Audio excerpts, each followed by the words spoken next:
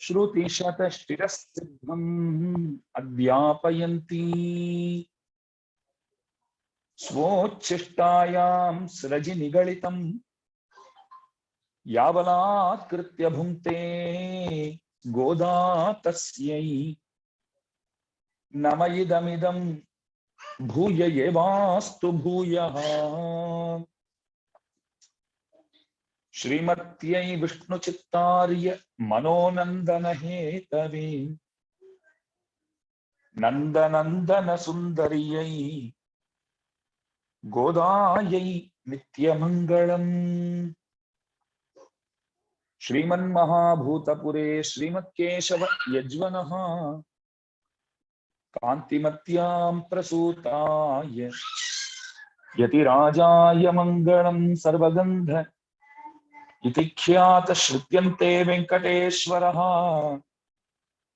यत्समर्पितमाल्यौगैः अनन्तार्याय मङ्गलम्। श्रीमते रम्यजामातृ मुनीन्द्राय महात्मने श्रीरङ्गवासिने भूयात् नित्यश्रीर्नित्यमङ्गलम्। मङ्गलं गुरुवर्याय मङ्गलं गुणसिन्धवे वादिभीतिकरार्याय नित्यश्रीर्नित्यमङ्गलम्। सबको जय श्रीमन्नारायण।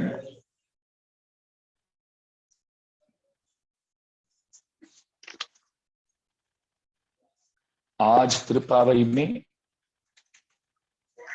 8वां पाशुर है। इस पाशुर में एक कुतूहल वाली बालिका वो जगाई जाती है। आज जो जगाई जाती है, इस गोपी से प्रभु खूब प्रेम करते हैं। इस गोपी को छोड़ करके ये लोग प्रभु के पास जाएंगे तो प्रभु सबसे पहले यही प्रश्न पूछेंगे, कुतूहल वाली वो बालिका क्यों नहीं आई?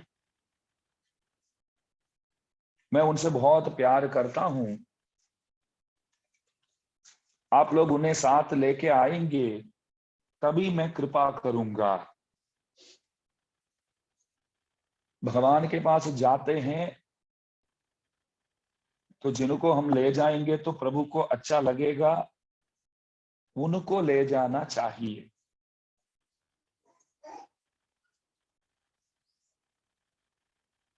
इसलिए तो हमारे शास्त्रों कहते हैं कि भगवत लाभ जो है वो आचार्य से ही संभव है।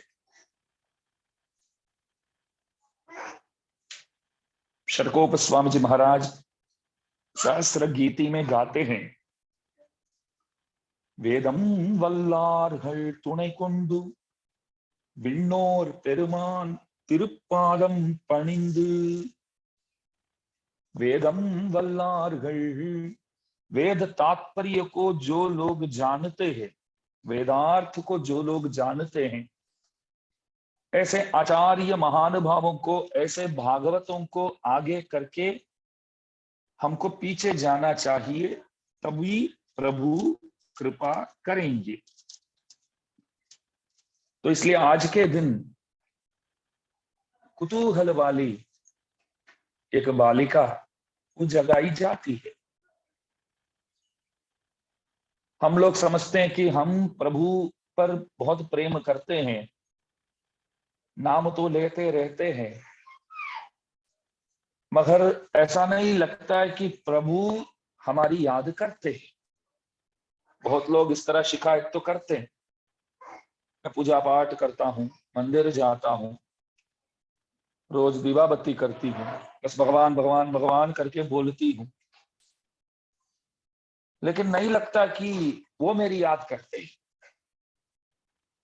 हाँ, हो सकता है कि इतने सारे लोग हैं तो कहां से वो दास को याद कर पाएंगे।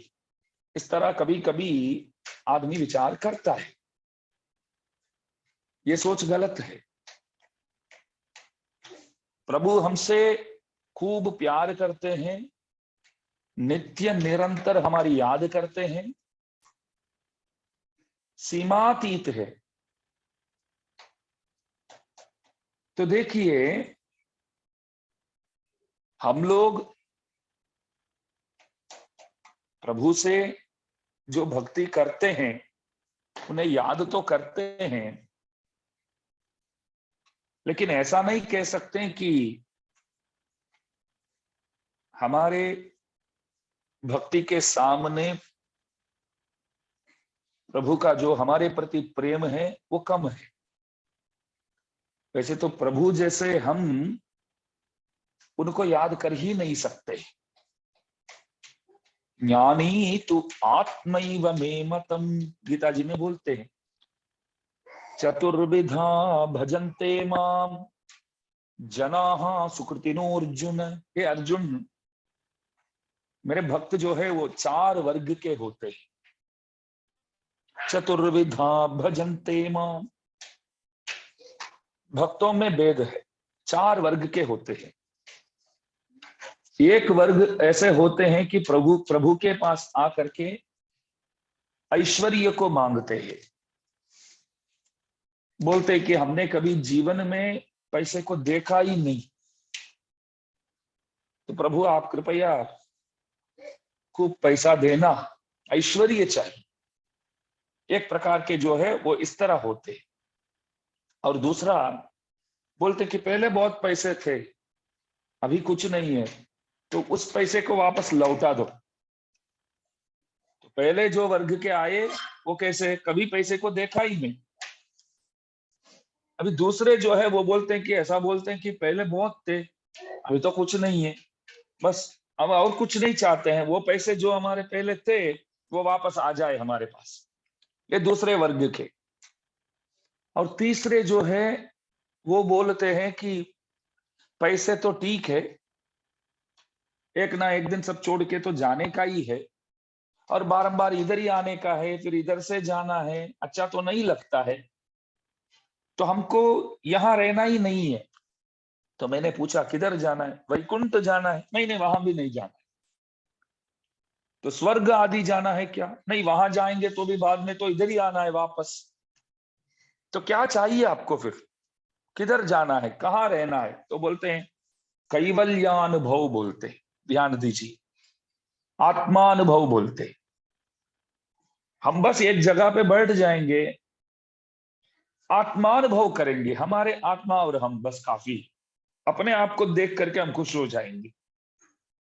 हमको वैकुंठ में जाकर के प्रभु के चरणारविंदों में सेवा भी नहीं करना है, और बारंबार इस संसार में भी नहीं आना है।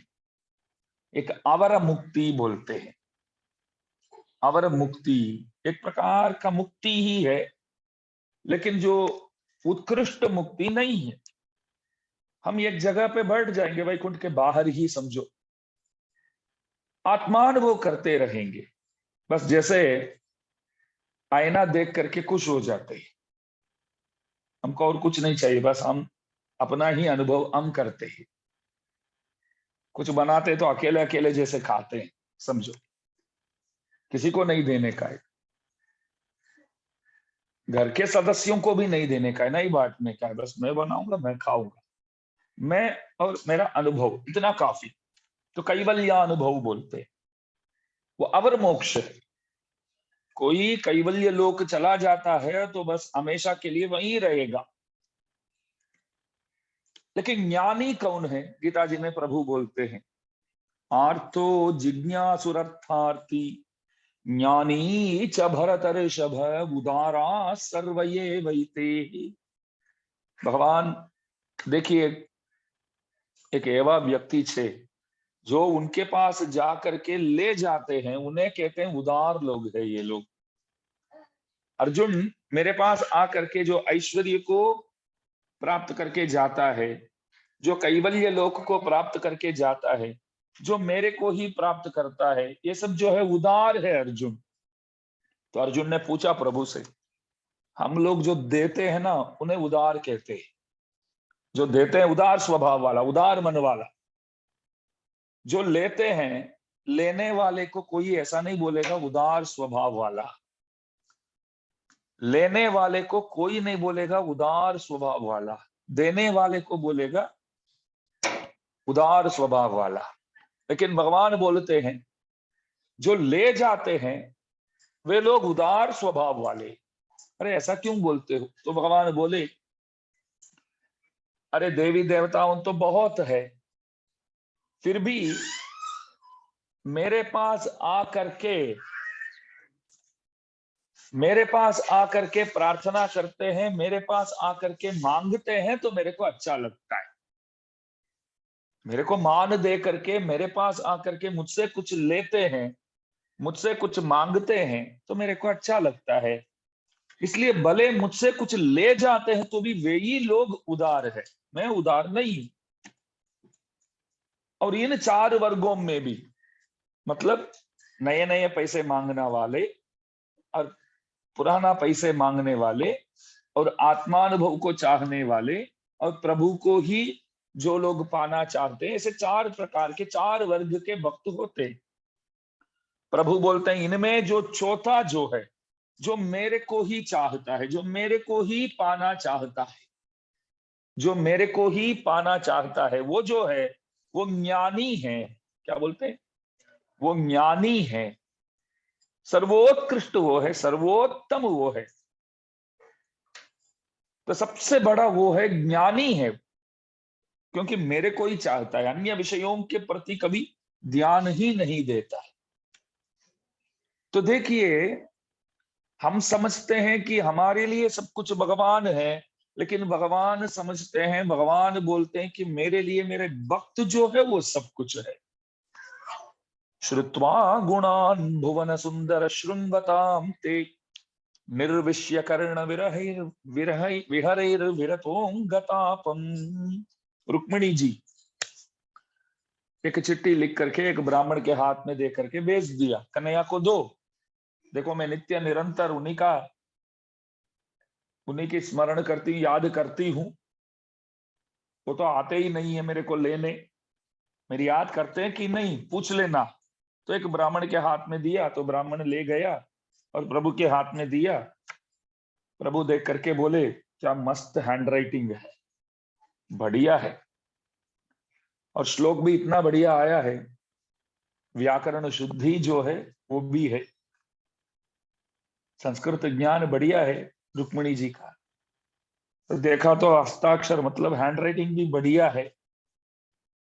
तो ब्राह्मण बोलने लगा, पूछने लगा कि देखो हमारे रुक्मिणी जी निरंतर आप ही की याद करती है, आपको भी तो याद करना चाहिए, लेकिन आप करते नहीं लगते। तो प्रभु बोले ऐसी बात नहीं है, ये ब्राह्मण सुन लो, मैं भी याद करता हूं, वो भी याद करती है, मैं मानता हूं, वो भी मुझसे प्रेम करती है, मैं भी उनसे प्रेम करता हूं। अभी फैसला कर दो कौन ज्यादा प्रेम करते हैं, आप ही फैसला कर दो। मैं एक बात बताता हूं, रुक्मिणी जी मुझसे प्रेम तो करती है, फिर भी हाथ में कागज ले पाती है, कलम पकड़ पाती है, एक श्लोक बना पाती है, वो भी हैंडराइटिंग देखो एकदम बढ़िया, एकदम मस्त लिख पाती है, और आपको बुला पाती है, आपको दे पाती है, संदेश भेज पाती है, ये सब कर पाती है। हाँ मेरे प्रति प्रेम है, मैं बताता हूं, मैं ये सब क्यों नहीं किया। मैं ऐसे स्थिति में हूं, मैं रुक्मिणी करके सोचूं ना, स्मरण करूं ना, तभी गिर जाता हूं, शिथिल हो जाता हूं। रुक्मिणी के बारे में सोचूं तो मैं बेहोश हो जाता हूं, तो मैं बेहोश हो जाता हूं, तो कहां से बाद में मैं कागज उठा पाऊं, कहां से कलम पकड़ पाऊं, कहां से लिख पाऊं, कहां से संदेश भेज पाऊं।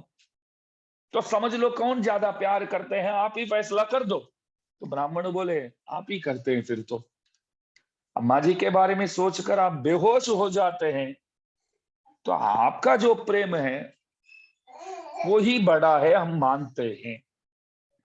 तो इसलिए आज के पाशुर में जो जगाई जाती है वो गोपी ऐसी गोपी है कि प्रभु उन्हें अधिक चाहते हैं।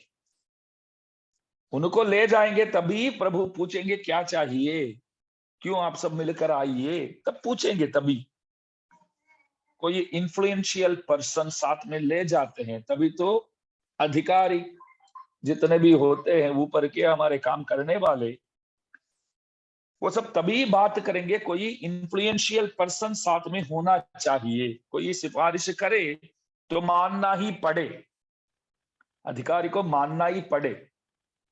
मानो कि आप एक काम करने के लिए, मतलब करवाने के लिए कहीं ऑफिस में गए तो काम नहीं हुआ, दोबारा आप गए तब एक चिट्ठी उनके हाथ में दी है, एक बार पढ़ लो तो सही है। तो बहुत बड़ा नेता का कुछ था खत, अरे उन्हें आप जानते करके पहले ही बोलना था आपको। क्या बोलते हैं, पहले ही बोलना था। तब तो आपने कुछ बोला नहीं, तो हमको कैसे पता चलेगा भैया। आपको बोलना चाहिए कि वो फलान नेता हमारे रिश्ते में आते हैं, उनके साथ हमारा बहुत अच्छा संबंध है। बोल दिया होता तो तभी साइन करके दे देता, अभी चिट्ठी लेकर के आना ही नहीं पड़ता आपको। आप कुछ बोलते नहीं तो हमको कैसे पता चलेगा। इस तरह ये कुतूहल वाली बाली जो है, उन्हें छोड़ करके ये लोग जाएंगे तो प्रभु कुछ जवाब देंगे ही नहीं। तो इस औरत को, इस गोपी को साथ में ले जाएंगे तो देख करके प्रभु अवश्य कृपा करेंगे। देखिए हम तो 2 पाशुर पीछे है, 2 पाशुर ही पीछे है ना। 6ठा पाशुर जो है उसमें से लेकर के एक एक गोपी जगाई जाती है। 6ठा पाशुर में जो जगाई जाती है वो गोपी ऐसा है कि भगवत विषय के लिए एकदम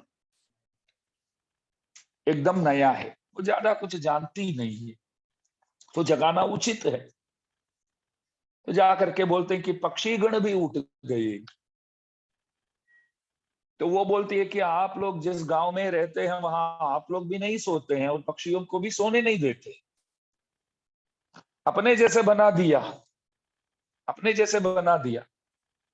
शुकाचार्य जी घर छोड़ के जब बाहर जा रहे थे तो वेद व्यास जी बोले रुक जाओ मेरे पुत्र, रुक जाओ।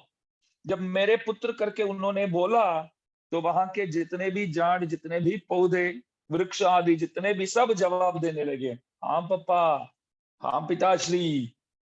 तो व्यास जी को लगा मैंने तो शुकाचार्य को बुलाया, ये सब क्यों जवाब दे रहे। तब सब बोले शुकाचार्य जी एक ऐसा महात्मा है कि उनकी तरह हम लोगों को बना दिया, हम उनकी तरह हो गए। मतलब आप उन्हें बुलाते तो हमको लगता है कि हम ही को बुला रहे।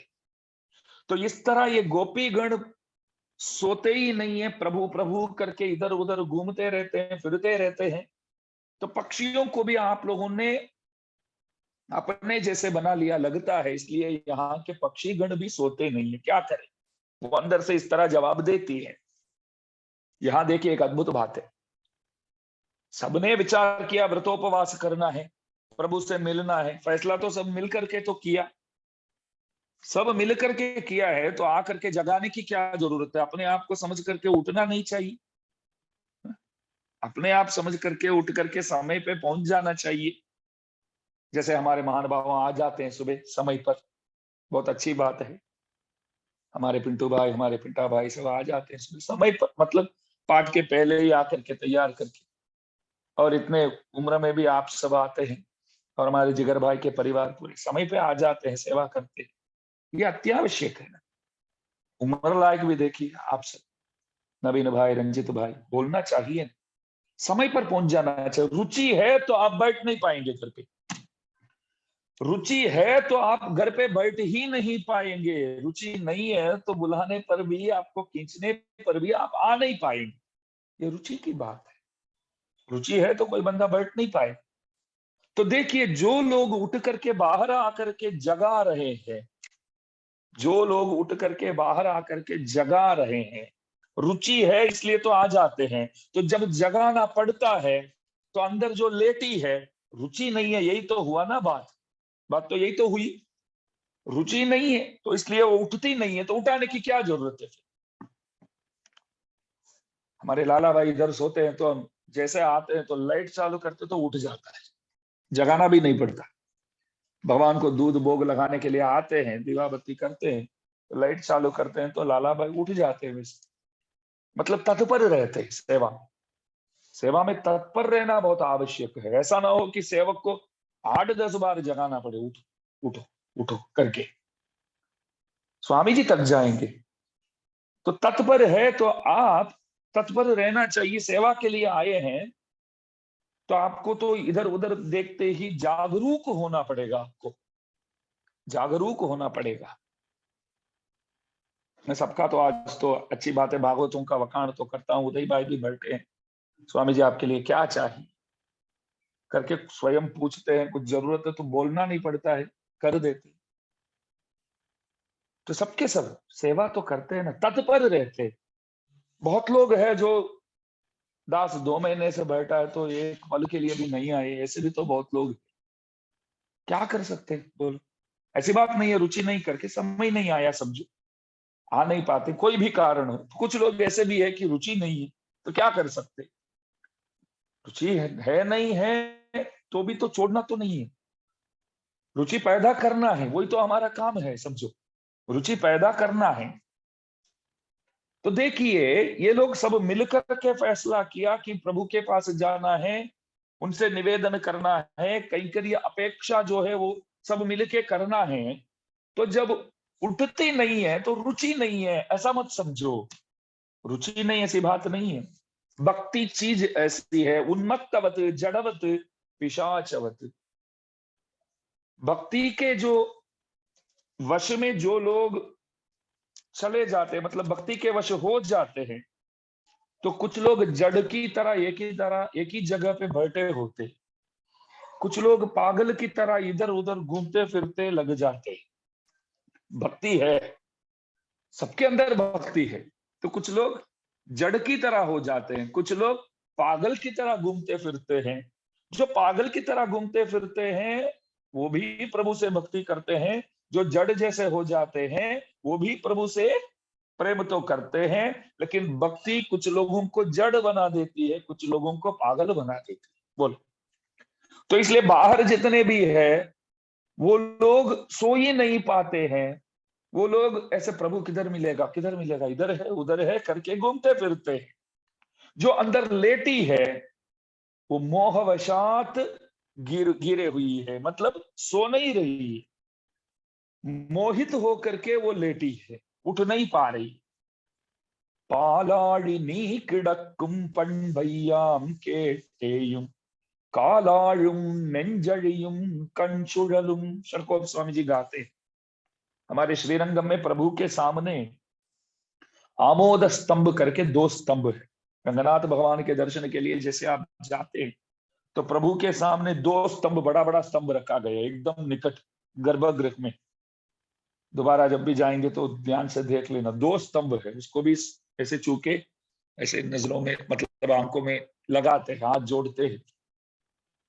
मंदिर तो बहुत बड़ा है, रंगनाथ जी का बहुत बड़ा मंदिर है, लेकिन निज मंदिर के पास आप जैसे जाएंगे तो वहां इतना विशाल जगह नहीं है, तो एक लाइन जा सकते हैं एक लाइन आ सकते हैं, इतना ही जगह है वहां, बहुत कम जगह है अंदर, इतना ही है। और उसमें 2 स्तंभ भी लगाया हुआ है।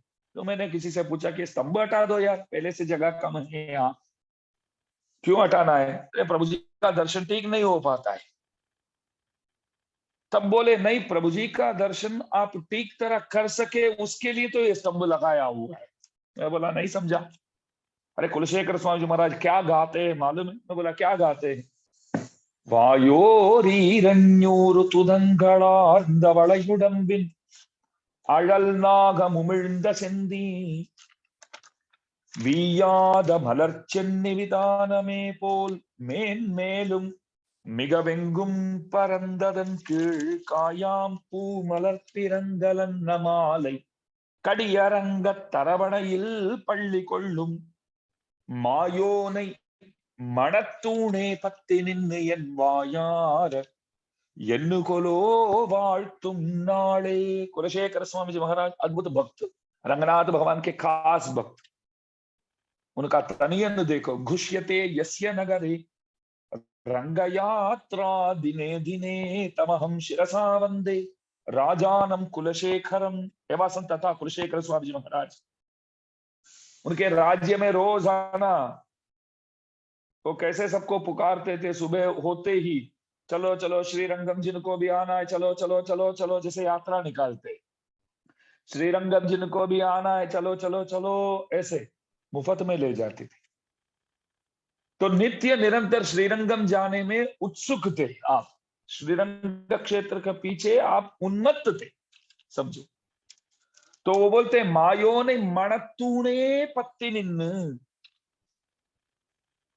वहां जो दो स्तंभ है उन स्तंभों को पकड़ करके मैं कब भगवान जी का दर्शन करूं, ऐसा बोलते। मैंने क्या बोला, अरे प्रभु के दर्शन में ये तो बाधा डालता है, ये स्तंभ जो है इस स्तंभों को हटा दो। स्वामी जी क्या बोलते हैं, कुलशेखर स्वामी जी महाराज, अरे उन स्तंभों को पकड़ करके कब मैं भगवान जी का दर्शन करूं। पराशर भट्टर स्वामी जी गाते हैं, शेष शयलोचना मृतनतीरया कुलित लोलमानानाम आलम्बमिव, आलम्ब बोलते हैं ना, आलम्बमिव आमोद स्तंभ द्वयम अंतरंगम अभियामः। मानो कोई बंदा थोड़ा लो प्रेशर अथवा ब्लड प्रेशर जो भी है तो बढ़ गया, ऐसा कुछ है तो तुरंत चक्कर आ जाता है। तो जैसे गिरता है तो बेहोश होने जा रहा है तो भी अपने आप कुछ पकड़ तो वो ढूंढेगा, वो अपने हिसाब से करना नहीं पड़ता है। तब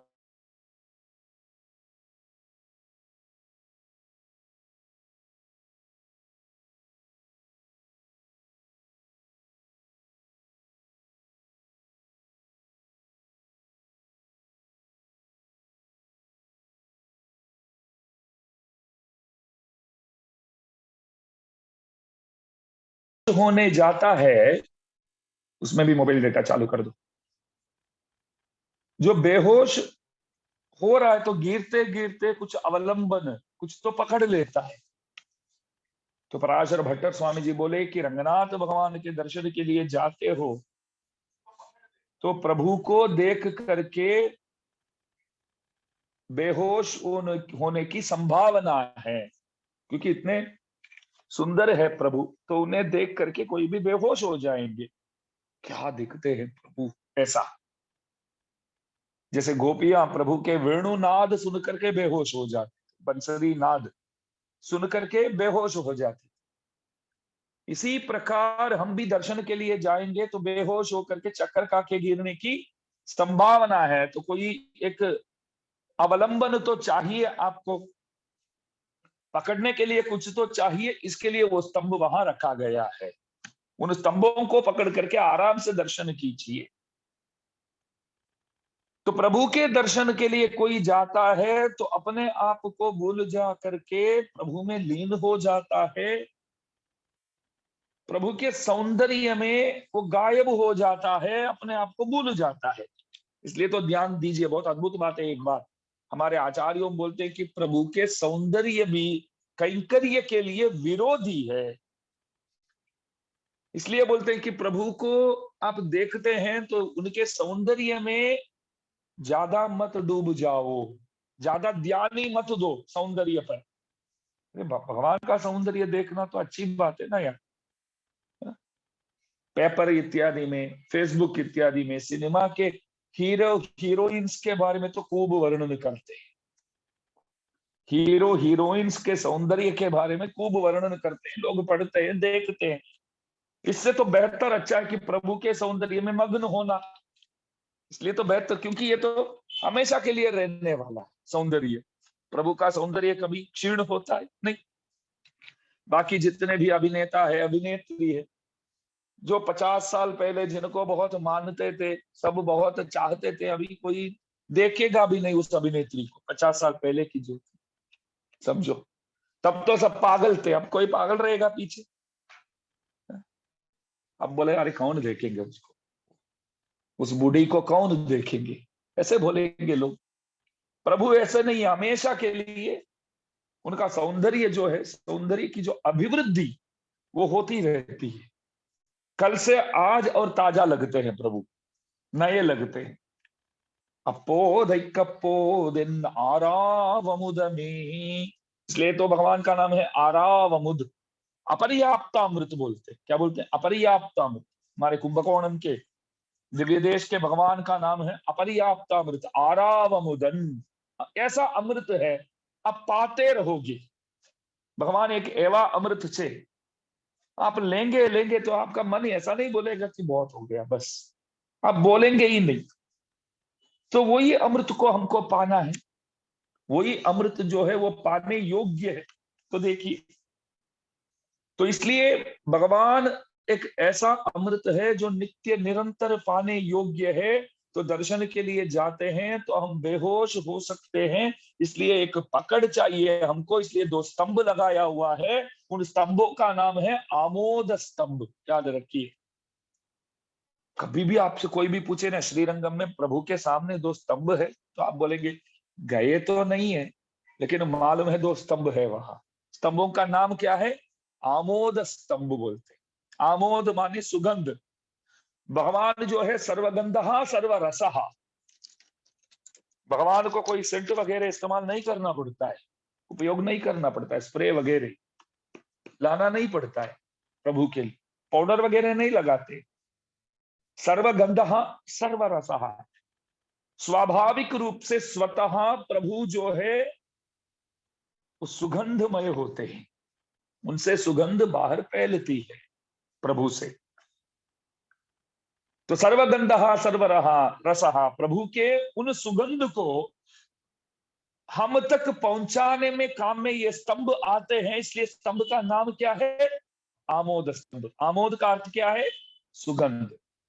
तो प्रभु के सुगंध को हम तक पहुंचाने में काम में आते हैं, तो आमोद स्तंभ नाम रखा गया है। तो बस इतना ही बात है। तो जो अंदर लेटी है वो मग्ना होकर के लेटी, इसलिए जगाना उचित है। ऐसा मत समझो कि रुचि नहीं है इसलिए लेटी, रुचि तो खूब है, तो इसलिए जगाते हैं। पुल्लुम शिलंबिन कान, हमारे आचार्यों बोलते हैं, पक्षियों के नाद जो है ना, वो कलकल ध्वनि बोलते हैं। सुबह होते ही पक्षियां आपस में बातचीत करते हैं, समझो। तो हम लेटे रहते हैं, सुबह पक्षियां भी उठ करके बोलते हैं। तो पक्षी लोग विचार करते हैं कि हम तो पक्षी गण हैं, हम तो पक्षी जात में आते हैं, अब तो हमसे भी बेहतर जात के हैं, मनुष्य जात के हैं। लेकिन अभी हमको शंका होता है कि हम बेहतर है या आप बेहतर है, क्योंकि हम उठ गए और आप अभी भी सो रहे। मनुष्य होकर के भी आप सो रहे, पक्षी होकर के भी हम उठ गए। बोलो अभी श्रेष्ठ कौन है, विचार कर लो। इसलिए आचार्य हम बोलते हैं कि सुबह हो गया करके ये सूचना देने वाले पक्षियों के जो नाद है, वो नाद इस आत्मा के लिए परमोद्देश्य है। ये नाद इस आत्मा के लिए परमोद्देश्य है, क्योंकि तभी हम भी उठ पाते हैं, तभी उठ करके प्रभु की ओर जाने लग जाते। पहले जमाने में कोई अलार्म वगैरह नहीं रखते थे, तो बोलेंगे देखो पक्षियों भी उठ गए, और अनाज लाने के लिए इधर उधर तो उनको तो उड़ के जाना तो पड़ेगा अनाज के लिए, तो दाना इकट्ठा करके वो लाएंगे और अपने ही घोंसले में भर करके अपने परिवारों के साथ बाद में खाएंगे। तो देखिए पक्षीगण उठ गए। पुल्लरयन कोयल वेल्ल विलिशंगिन पेररवम केटिलयो, और मंदिर में सेवा करने वाले भी लग गए, जा रहे, सेवा करते, सेवा देने के लिए निकल गए। कैंकर्य पर बोलते, कैंकर्य पर। यहाँ देखिए हम 7:30 बजे पूजा शुरू करते हैं, 7:45 बजे समझो।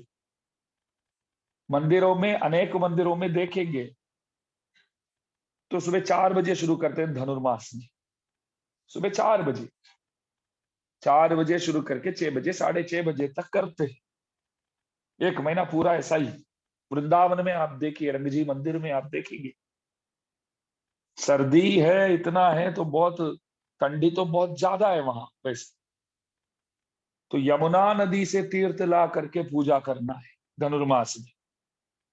तो वहां के अर्चक स्वामी जी जितने भी है, स्नान वान करके यमुना जी से तीर्थ ला करके फिर पूजा करते हैं।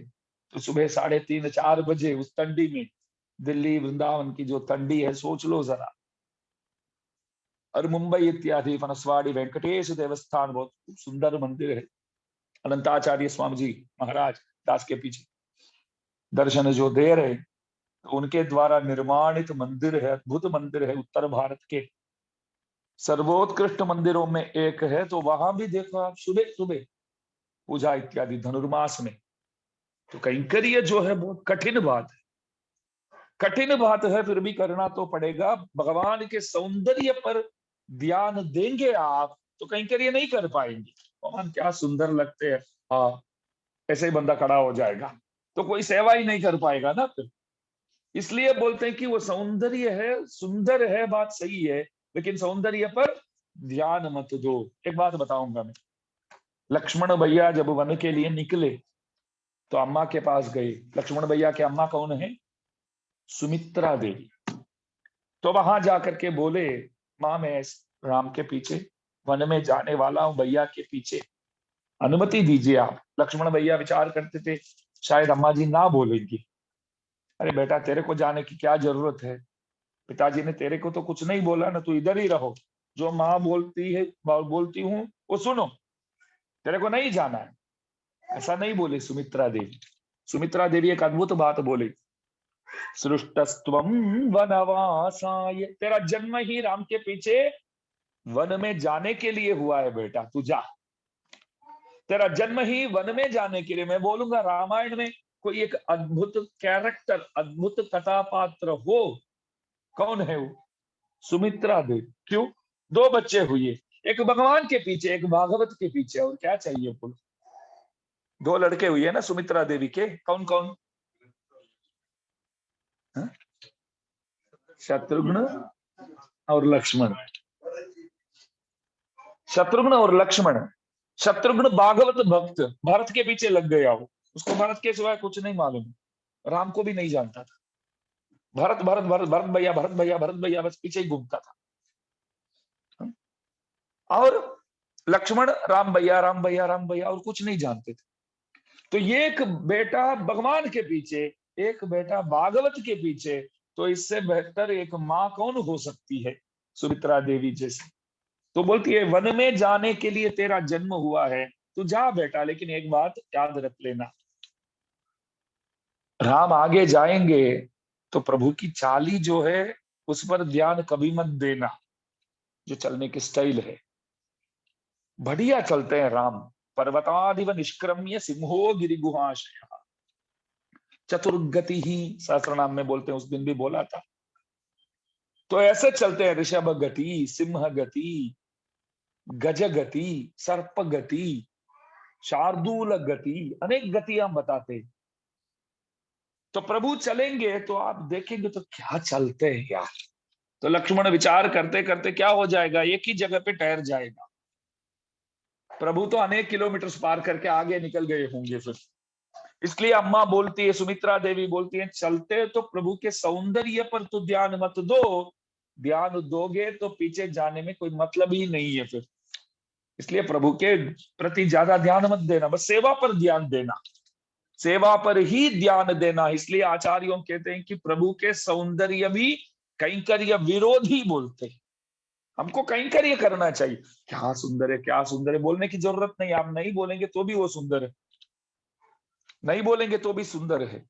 सेवा करो वो आवश्यक है यहाँ, तन से मन से धन से, मनोवाक काय जो बोलते हैं, मन से वाणी से शरीर से सेवा करना चाहिए, मंगलाशासन करना चाहिए, उसमें तत्पर रहना चाहिए। तो सेवा ही यहाँ परमोद्देश्य है, सेवा ही स्वरूप अनुरूप कैंकर्य बोलते हैं, स्वरूप के अनुरूप कैंकर्य वो ही करना चाहिए। तो सेवा करने वाले जाते हैं तो ये सुप्रभात का तो लक्षण है। तो अंदर जो सोती है वो बोलती है कि मंदिर में तो रात दिन कुछ ना कुछ उत्सव चलता है, तिरुपति जाते तो रात दिन मालूम नहीं पड़ता है, हम फिरते घूमते फिरते हमको लगता है कि ये दिन है या रात है, समझ में ही नहीं आता है, क्योंकि सबके सब जागते हुए इधर उधर फिरते हैं, दर्शन के लिए भागते हैं, सिर्फ आधे घंटे के लिए प्रभु सोते हैं। मुझसे किसी ने पूछा कि प्रभु देखो बहुत कमाते हैं यार तिरुपति बालाजी, 1-2 घंटे में तो हुंडी पूरा भर जाता है। हाँ? दिन में 2-3 करोड़ देके बिना प्रभु को तो नींद ही नहीं आती। अरे कहाँ सोते हैं हमारे भगवान। लोग हुंडी भरता है इसमें ध्यान देते हैं, सिर्फ आधे घंटे के लिए प्रभु सोते हैं, मेहनत करते हैं वो कोई नहीं देखता। वो एक बात है ना, मेहनत करते हैं, 15-20 मिनट के लिए सोते हैं, आधे घंटे के लिए भी नहीं है। दिन में बस इतना ही नींद है। ये सही है गलत है वो बात अलग है, वैसे तो गलत है। कम से कम 7-8 घंटे प्रभु को तो आराम मिलना चाहिए। पिछले साल जब लॉकडाउन हुआ तो मंदिर सब तो ज्यादातर बंद कर दिया। हम लोगों को इतना अच्छा लगा। एक बात, तिरुपति बालाजी वहां के भक्तों से फोन में बात करते तो बोले अभी तो प्रभु तो रात को 9 बजे सो जाते हैं, सुबह 3:30-4 बजे वापस खोलते हैं, और भी 5 बजे खोल सकते हैं, फिर भी ठीक है, इतना तो मिलता है, ऐसा बोले वहां के सेवक लोग। रात 9 बजे सब करके आ जाते हैं, बहुत अच्छा लगता है, प्रभु को भी थोड़ा आराम मिलता है। मैं बोला इसलिए ये सब किया प्रभु, तब ये लोग आराम करने देंगे, वरना आराम करने नहीं देंगे। तो सिर्फ 15-20 मिनट के लिए ही सोते हैं, तो मेहनत करते हैं, वो देखो वो सीखो, प्रभु से मेहनत करना है। लेकिन हम सीधा उंडी पर ही ध्यान देते हैं। आप भी मेहनत करो, इस तरह कामकाज करके देखो, तो प्रभु आपको अवश्य फल देंगे। आपका भी उंडी पूरा भरता ही रहेगा हमेशा। तो सेवा जो है वहां तोमाल सेवा, सुप्रभात सेवा, अर्चना सेवा और लघु ब्रह्मोत्सव, भक्तों के लिए क्या क्या करते हैं प्रभु देखो। कल्याणोत्सव, रोजाना कल्याणोत्सव, रोजाना आर्जित ब्रह्मोत्सव, 5 मिनट एक वाहन में बिठाते हैं, अनेक भक्तों दर्शन करते हैं, पर्दा लगाते हैं और एक वाहन रखते हैं, उसमें प्रभु को बिठाते हैं। कभी ना नहीं बोलते, क्यों यार परेशान करते हो, नहीं बोलते। भक्तों के लिए कुछ ना कुछ करते रहते हैं प्रभु, तो कुछ ना कुछ सेवा वहां चालू ही है। तो मंदिर है तो सेवा तो हमेशा चालू रहता ही है। तो उसको देख करके हम ऐसा नहीं मान सकते हैं कि सुप्रभात है ये। रात में भी तो उत्सव चलता है, इसलिए मैं नहीं मानूंगी। अभी तक सुबह नहीं हुआ है। विडिशंगिन पेररवम केटिलयु शंखनाद करते हैं सुबह सुबह, तो आवाज आपको सुनाई नहीं देता है क्या? पिल्लाई एळंदिराय, पिल्लाई ये अज्ञानी, भगवान और भागवतों के बारे में जो नहीं जानते हैं वो अज्ञानी ही है। भगवान के बारे में मालूम होना चाहिए और भागवतों के बारे में मालूम होना चाहिए। संसार विषवृक्षस्य द्वे फले ह्यमृतोपमे कदाचित केशवे भक्ति ही तद्भक्तैर्वास्मागम। ये संसार विषवृक्ष है उदय भाई, संसार विषवृक्ष है। इसमें 2 फल मिलते हैं, 2 फल पकते हैं। ध्यान दीजिए, एक भगवत भक्ति, एक भागवत भक्ति। संसार विषवृक्ष में सिर्फ 2 फल, अमृतमय फल मिलते हैं। देखो विषवृक्ष है, भले विषवृक्ष है, लेकिन 2 फल इसमें जो हम प्राप्त करते हैं, दोनों बहुत मीठी फल है। एक भगवत भक्ति नाम है, एक भागवत भक्ति नाम है। मैंने पूछा कि किस फल को पाऊं मैं, आप बताओ। भगवान के पीछे भक्ति करना एक फल है, भक्तों ना पाचड़ भक्ति करना एक फल है। मैं किस फल को स्वीकार करूं? तो आचार्य हम बोले क्षाम काल आया, दुष्काल बोलते हैं, समझो। घर पे कोई अनाज ही नहीं है, खाना तो पड़ेगा। क्यों अनाज नहीं है? पैसे है लेकिन क्षाम काल है, दुष्काल है, तो कहीं मिलता नहीं है कुछ। तो क्या करते हैं तब घर पे? जो कुछ चीजें घर पे है, तो उन चीजों को इकट्ठा करके कुछ खाना बना के आपको देते हैं, ये खा लो आप, क्योंकि जीना तो पड़ेगा, जीने के लिए खाना तो पड़ेगा। तो जो कुछ देते हैं वो हम स्वीकार करते हैं। थोड़ा सींग पड़ा है, 2 सींग खाओ। और थोड़ा पौवा पड़ा है तो उपमा जैसे बनाते हैं। तो इस तरह जो कुछ देते हैं वो हम स्वीकार करते हैं। मानो कि दुष्काल अभी खत्म हो गया, समृद्धि है हर जगह, तो फसल भी बढ़िया हुई, तो बाद में अनाज वगैरह सब घर पे, दाना वगैरह सब आ गया। तो अभी भी आप पहले जैसे सींग खा के बैठेंगे क्या? अभी हाथ में सींग देंगे तो आप क्या बोलेंगे? अरे अभी भी सींग दे रहे हैं आप, तो सब पड़ा है, भर के रखा है पूरा अनाज, कुछ तो बढ़िया बनाओ, आज पहले खिचड़ी बनाओ, साग सब्जी सब बनाओ, खीर बनाओ, लोग बोलते हैं। तो मैंने पूछा सींग तब खा रहे थे, अभी क्या हुआ? कुछ नहीं था तो सींग खा रहे, तभी तो ये मिल गया ना। तो भागवत जब नहीं मिलते हैं तो सींग खाने की बराबर जो है वो भगवत भक्ति करो। जब भागवत नहीं मिलते हैं तो भगवान के पीछे लग जाओ, वो सींग खाने का बराबर है, दुष्काल का बराबर है। भागवत मिल जाते हैं तो सींग को छोड़ दो। अभी तो समृद्धि है, भागवत मिल गए तो उनकी पूजा करो, उनकी पूजा करो। वो फुल थाली है, समझो। जैसे बोलते ना, फुल थाली खाना खिलाते, मांगते रहो देते रहेंगे, ऐसा। कोई कोई होटल्स अनलिमिटेड बोलते, मांगते रहो देते रहेंगे।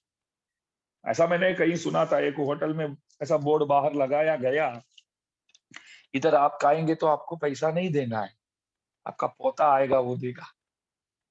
तो किसी ने देख लिया, इतना खुश होकर के अंदर गया कि पेट भर के खाया। बोला कि चलता हूं मैं, रुको, लो बिल। पूछा उन्होंने, बोला पोता देगा करके आपने लिखा है, और बिल देखा तो इन्होंने मानो कि 1000 रुपया का खाया है, तो बिल हाथ में आया, 5000 रुपया का बिल था। पूछा पोता आएगा देगा यार, ये 5000 क्यों दे रहे? वैसे भी मैंने तो 1000 रुपया का ही खाया है। नहीं, तेरे दादाजी का बिल है ये। सोचा कि दादाजी 5000 के खाने वाले थे क्या ऐसे? तो इस तरह एक होटल है, तो देखो वहां खूब खाना ऐसे मुफ्त में सच में देते हैं, समझो। ऐसी बात नहीं है कि तेरे दादाजी का बिल है, तेरे को देना पड़ेगा, भरना पड़ेगा, ऐसी बात नहीं है। भागवतों मिल जाते हैं, वो फुल मील्स है, वैसे फुल थाली है, पेट भर के खा सकते हैं। मतलब सेवा करेंगे तभी जी पाएंगे, वो स्थिति पहुंचना है हमें। सेवा नहीं करेंगे तो हम मर जाएंगे। हमको जीना है तो सेवा चाहिए, जीना है तो सेवा चाहिए। दुर्व्यसन करने वाले जैसे बोलते हैं ना, जीने के लिए वो चाहिए ही चाहिए बोलते। जीना है तो शाम हो जाता है तो कुछ चाहते, कुछ चीज चाहिए, तो वो तो हमको चाहिए, तभी जी पाएंगे। उनसे सीख लो, मैं बोलूंगा कि उनसे सीख लो। क्या सीखना है? उनकी तरह उनके पीछे पीछे जा करके पीने के लिए नहीं सीखने का है। वो बोलता है ना, पिएंगे तभी जिएंगे, सेवा करेंगे तभी जिएंगे, बस। सेवा नहीं करेंगे तो जी नहीं पाएंगे। एक बार हमारे श्री शैल अनंताचार्य स्वामी जी महाराज को, मूल पुरुष रामानुज स्वामी जी के प्रिय शिष्य, वो तिरुमला में सेवा करते थे। आनंदाळवान स्वामी जी, तिरुमले आनंदाळवान स्वामी जी महाराज, तो सांप ने काटा। तो शिष्यों बोले कि कुछ तो दवाई, कुछ इलाज तो करना पड़ेगा। स्वामी जी बोले कोई जरूरत नहीं, क्या जरूरत, कुछ नहीं होगा, चिंता छोड़ दो। आप भी शेषावतार माने जाते। हमारे संप्रदाय में एक रामानुज स्वामी जी महाराज, एक श्रीशैल अनंताळवान स्वामी जी महाराज और वरवरमणींद्र स्वामी जी महाराज, ये तीनों शेषावतार माने जाते। तो स्वामी जी बोले यार काटा है तो काटा है, कोई बात नहीं, जाने दो। ध्यान दीजिए, आपको कुछ हो जाए तो क्या करे? सबने पूछा, कुछ हो जाए तो क्या करे? तो स्वामी जी एक अद्भुत बात बोले, जिंदा रहूंगा ना यहाँ, जिंदा रहूंगा को, जिंदा रहूंगा तो तिरुपति में जो ऊपर स्वामी पुष्करणी है, तालाब है भगवान के मंदिर के बाहर। अर्षद भाई कभी आए नहीं तिरुपति? क्या बात है यार, जल्दी आओ। तो बाहर जो तालाब है, प्रभु के मंदिर के बाहर ही तालाब है। आप आए हैं तिरुपति? नहीं? हाँ, आओ, अवश्य आना। वेंकटाद्रि समम स्थानम ब्रह्मांडे नास्ति किंचित, वेंकटेश समो देवो न भूतो न भविष्य। और ऑनलाइन द्वारा जितने भी लोग सुन रहे हैं, उन लोगों से भी निवेदन है, तिरुपति तो, तिरुपति बालाजी का तो दर्शन अवश्य करना चाहिए। एक बार नहीं, 100 बार करना चाहिए। साल में एक बार अवश्य आना ही है, ऐसा निर्णय कर दो। ऐसा सोच लो, प्रभु खींच के लाएंगे आपको। हम कहां से अपने इस शक्ति के हिसाब से जा सकते हैं? आप इच्छा रखो, आप इच्छा ही नहीं रखते तो कैसे बुलाएंगे? इच्छा रखो तो वो अवश्य बुलाएंगे। जाना ही है प्रभु, कुछ भी करो, ऐसा बोल दो तो अवश्य खींच करके प्रभु आपको दर्शन देंगे। तो देखिए वहां तालाब है बाहर।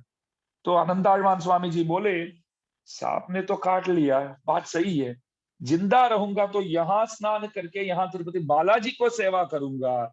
चला जाऊंगा तो विरजा में, वैकुंठ में स्नान करके वैकुंठाधिपति को सेवा करूंगा। इधर रहूंगा तो सेवा, उधर रहूंगा तो भी सेवा, मेरे को सेवा करना है, बस इतना ही है। अत्र परत्र चापी, इधर रहूंगा तो भी सेवा ही, वहां रहूंगा तो भी सेवा है। तो मेरे को इधर रहना वहां जाना कोई फर्क नहीं पड़ता है, सेवा चाहिए मेरे को बस। इतना बढ़िया है देखिए आप। इसलिए प्रभु से वही प्रार्थना कीजिए, सेवा हमें हमेशा प्राप्त होते रहे, बस सेवा चाहिए हमको। तो मंदिर है तो कुछ ना कुछ तो सेवा तो लोग करते रहते हैं, उत्सव कुछ ना कुछ होता ही रहता है। कैंकर्य प्रार्थना, गद्यत्रय में रामानुज स्वामी जी महाराज वही प्रार्थना करते हैं, प्रभु से वही बोलते हैं कि नित्य कैंकर्य की अपेक्षा रखते हैं प्रभु से। नित्य कैंकर्य, निरंतर कैंकर्य। षटकोप स्वामी जी महाराज गाते हैं, ஒழிவில் காலமெல்லாம் உடனாய் மன்னி வழுவிலா அடிமை செய்ய வேண்டும் நாம்। सर्वदेश सर्वकाल सर्वावस्थोचित सेवा बोलते हैं। प्रभु को जो चाहिए, जिस पल जिस क्षण प्रभु को जो चाहिए, उसी क्षण उसी पल उस सेवा हमको प्रभु के लिए करना पड़ेगा। सब प्रकार की सेवा, निवास शय्यासन पादुकाम शुकोपादान वर्षान पवारणादि शरीर भेदैः तव शेषतां गतैः यथोचितं शेष इतीरिते जनैः। स्तोत्र रत्न में यामुनाचार्य स्वामी जी महाराज गाते हैं, शेषनाग क्या क्या सेवा करता है देखो आप। निवास निवास शय्यासन पादुकां शुकोपधान वर्षातपवारणादिभिः शरीर भेदैस्तव शेषतां गतैः यथोचितं शेष इतीरिते जनैः। भगवान के लिए निवास स्थान, भगवान के लिए शैया, भगवान के लिए आसन, भगवान के लिए पादुका, भगवान के लिए एक मतलब ऊपर वितान, वर्षात पवारणादिभिः शरीर भेदैः तव शेषतां गतैः यथोचितं शेष इतीरिते जनैः। सब प्रकार की सेवा करने वाला कौन है? शेषनाग। इसलिए तो हर एक जीव का नाम दिया गया है शेष। आपका भी नाम शेष, मेरा भी नाम शेष। हम सब शेषभूत है। प्रभु जो है वो शेषी है। प्रभु कौन है? हम कौन है? हम कौन है? प्रभु कौन है? हम कौन है? प्रभु कौन है? इसमें कभी भूल नहीं होना चाहिए। प्रभु शेषभूत और हम शेषी, वो तो वही बोलते हैं, मैं शेषभूत हूं आप शेषी हो। प्रभु बोलते हैं, प्रभु बोलते हैं मैं सेवक हूं आप मालिक हो। हमको बोलना चाहिए नहीं नहीं हम सेवक है आप मालिक है। शेषभूत का अर्थ होता है जो सेवक है, शेषी वो है जो मालिक है। सेवा को स्वीकार करने वाला शेषी है, सेवा करने वाला शेषभूत है। ये शेषभूत नाम इसलिए रखा गया है, हमको दिया गया है कि शेषनाग की तरह, दास ध्यान रखता है, शेषनाग की तरह सेवा करे। सब प्रकार की सेवा हम करें, उसके लिए क्या नाम जीवात्मा को रखा गया है? शेषभूत रखा गया। तो यहां देखिए मंदिर में सेवा करने वाले जाने लग गए, तो इसलिए पिल्ला ये अज्ञानी उठो हमारे साथ शामिल हो जाओ। पेई मूल नंजुंडू कल्लच्चघड़म कलक्कழியக்காலோச்சி வெள்ளத்தரவில் துயிலமர்ந்த வித்தினை உள்ளத்துக் கொண்டு முனிவர்களும் யோகிகளும் மெல்ல விழுந்தறியன்ன பேரறவும் உள்ளம் புகுந்து குளிர்ந்து हृदयेन उद्वहन हरिम। कैंकर्य करने वाले निकल गए, मुनिगण योगीगण सब जा रहे। उल्लत कुंडू, हृदय में हमेशा हमेशा रखने योग्य एकमात्र व्यक्ति भगवान है। भगवान को सबसे पसंदगी जगह जो है वो हमारा हृदय है। भक्तों के हृदय में निवास करना प्रभु को बहुत अच्छा लगता है। दहराकाश बोलते हैं अंदर, दहर पुंडरीक बोलते हैं। भक्तानाम यद्वपुषि दहरम पंडितम पुंडरीकम, कुरेश स्वामी जी गाते। तो दहराकाश बोलते हैं। नीलतो यदमिध्यस्त विद्युल्लेखे बभास्वरा नीवार शूकवत्थन्वी पीताभा आस्यात् तनूपमा तस्यां शिखायां मध्ये परमा आत्मा व्यवस्थितः स ब्रह्मा स शिवसेन्द्र सोक्षरः परमस्वराट। उपनिषदों में इस तरह वर्णन आया है। परमा आत्मा व्यवस्थित, ध्यान दीजिए हमारे अंदर दो प्रकार के पिंटू भाई, दो प्रकार से प्रभु विराजमान है हमारे अंदर। कभी सुनाए श्रीमान? अंगुष्ट मात्रो पुरुष, ये अंगूठा, ये जो साइज है इतना हर एक के अंदर भगवान इस साइज में विराजमान है एक। और आत्मा के अंदर भी अणोरणीयान महतो महीयान, आत्मा के अंदर भी अंतर्बहिश्च तत्सर्वम व्याप्य नारायण स्थितः। तो वहां भी प्रभु आत्मा ही बहुत छोटा है, तो उसके अंदर भी प्रभु को होना है तो और भी छोटे होंगे उसमें। प्रभु से क्या नहीं संभव नहीं है, सब कुछ संभव है। तो दो प्रकार से प्रभु हमारे अंदर विराजमान है, एक इतना और एक इतना। तो अंदर तो है सबके अंदर। तो हृदयेन उद्वहन हरि, वेदांत देश के स्वामी महाराज भगवान से बोलते हैं, वरदराज भगवान से, औदन्वते महति सद्मनि भासमानि श्लाघ्ये च दिव्य सदने तमसः परस्तात् अंतः कळेबरमिदं सुशिरं सुसूक्ष्मं जातम करीश कथम आदरणास्पदम ते। मानो कि सबसे पहले एक झोंपड़ी में आप रहते हैं, उसके बाद भगवान ने कुछ आपको पैसे दिया तो बहुत बड़ा मकान बना दिया आपने। फिर आप झोंपड़ी में रहेंगे या बड़े बड़ी मकान में रहेंगे? बड़े मकान में ही जाएंगे, पूछने की क्या बात है। अभी क्यों झोंपड़ी में रहेंगे, बड़ा मकान है तो वहीं रहने चले जाएंगे। लेकिन देशिक स्वामी जी बोलते हैं प्रभु से, पूरा ब्रह्मांड आपका है प्रभु, पूरा ब्रह्मांड आपका है, सब कुछ आपका ही है, लेकिन आप है ना एक छोटी सी जगह को पसंद करते हैं।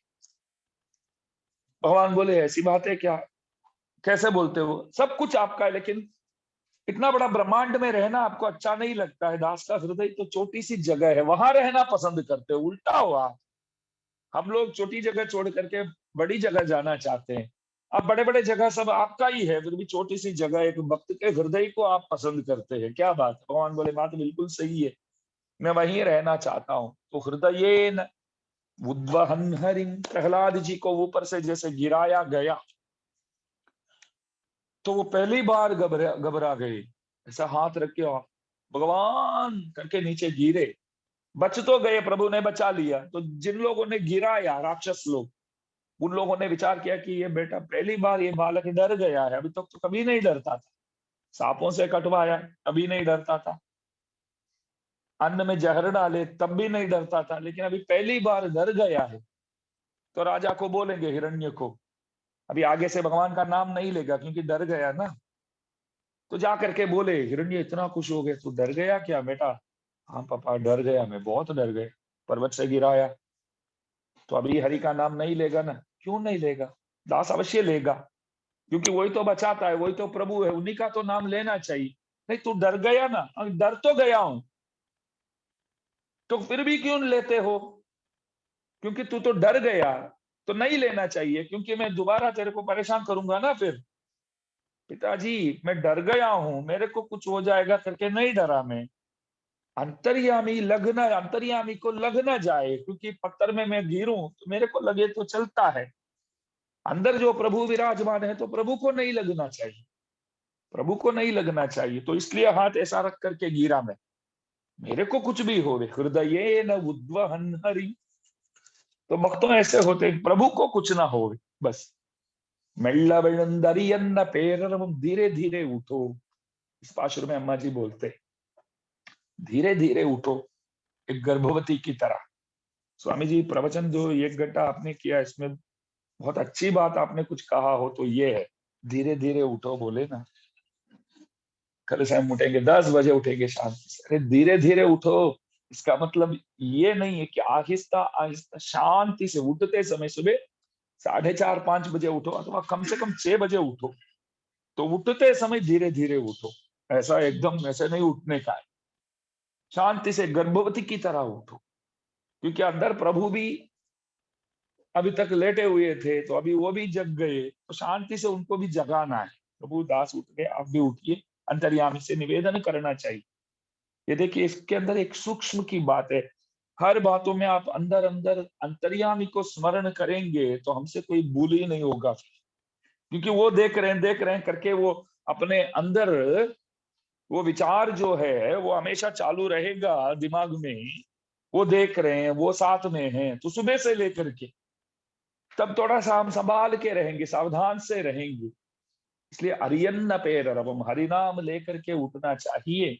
उल्लम पुहुंद कुलिर्दे लो रेम्पावाय, भगवान का नाम जब लेते हैं, जब बोलते हैं, जब सुनते हैं, तो अंदर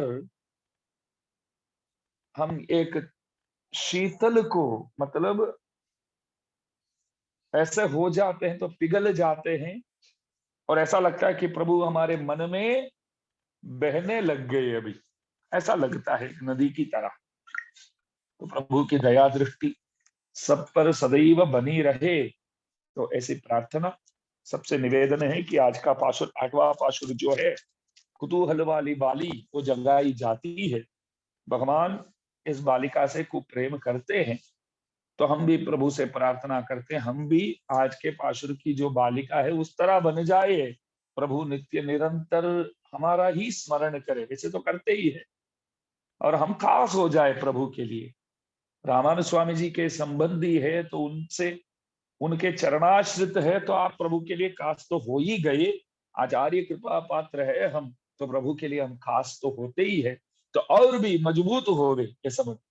अच्छा, इस तरह प्रार्थना करो, वो तो याद करते रहते, दास भी उनकी तरह बस उनको याद करता रहे, बस ऐसा बना दे दास को। तो वो प्रार्थना करके आज का पाशुर का अनुसंधान दास के पीछे पीछे कृपया कीजिए। கீழ்வானம் வெள்ளென்னு எருமை சிறுவீடு மேய்வான் பரந்தனகான் மிக்குள்ள பிள்ளைகளும் போவான் போகின்னாரை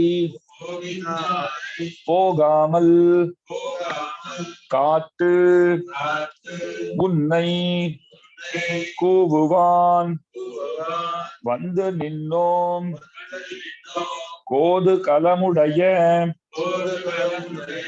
பாவாய் எழுந்திராய் பாடிப்பறை கொண்டு மாவாய் பிளந்தானை மல்லரை மாட்டியா தேவாதி தேவனை சென்னு நாம் சேவித்தால் ஆவாவென்னு ஆராய்ந்து அருள் ஏலோரெம்பாவாய் श्रीमत्यै विष्णुचित्तार्य मनोनन्दन हेतवे नन्दनन्दन सुन्दर्यै गोदायै नित्यमङ्गलम्।